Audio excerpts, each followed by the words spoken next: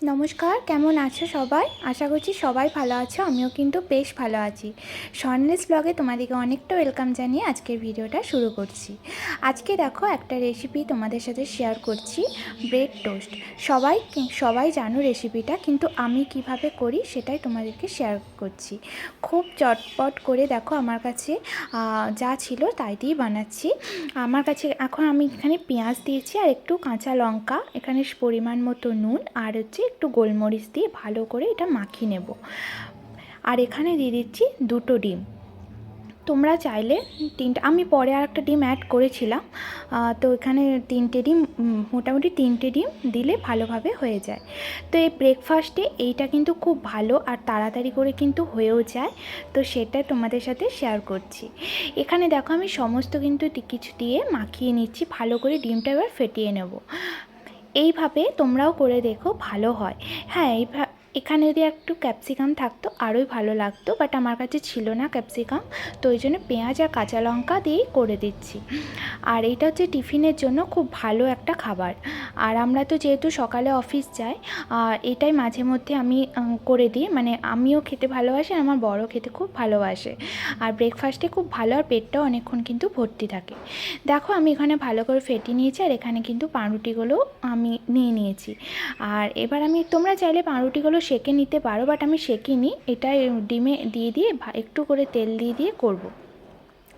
আমি এখানে butter use করিনি, বাটারটা আমার কাছে ছিল না বাড়িতে। বাটার তোমরা চাইলে বাটারটাও ইউজ করতে পারো, বাট আমার এতগুলো পাউরুটির জন্য বাটারটা ছিল না। তো দেখো আমি এখানে এবার একটু একটু একটু একটু করে দিয়ে একটা করে পাউরুটি দেব। আর ওপর থেকে যে পেঁয়াজ আর কাঁচা লঙ্কাটা তোমরা দেখতে পেলে, ওটা এবার ওপর থেকে যখন পাউরুটিগুলো আমি দেব, তারপর আমি ওপর থেকে পেঁয়াজ আর কাঁচা লঙ্কাটা একটু একটু একটু করে 2 পিট করে দিয়ে দিয়ে উল্টে পাল্টে করে সেঁকে নেব। দেখো ঠিক এইভাবে।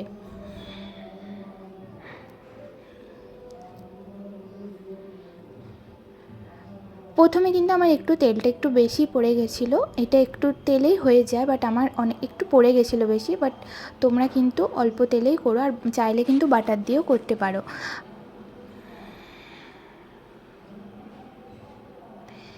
ব্যাস এইভাবে আমি 2 পিট করে একদম লো ফ্লেমে করছি, কারণ বেশি জোর দিয়ে দিলে কি বলো তো, পাউরুটিগুলো পুড়েও যায়, আর যে ওপরের ডিমটা না সেটা কাঁচা কাঁচা থাকে, পেঁয়াজগুলোও থাকে, তো ভালো হয় না।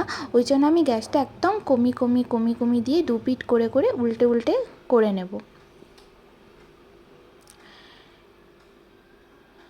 মাঝে মধ্যে এরকম কিন্তু দেখো, এরকম খাবার খেতে কিন্তু খুবই ভালো লাগে।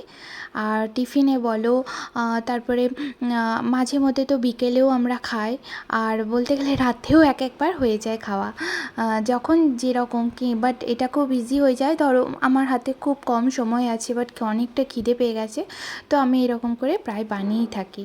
ব্যাস এরকম করে দুটো একটা করে, দেখো কত সুন্দর হয়েছে না দেখতে। এরকম করে আমি একটা একটা করে পাউরুটিগুলো সেঁকে সব কিন্তু তুলে নিচ্ছি।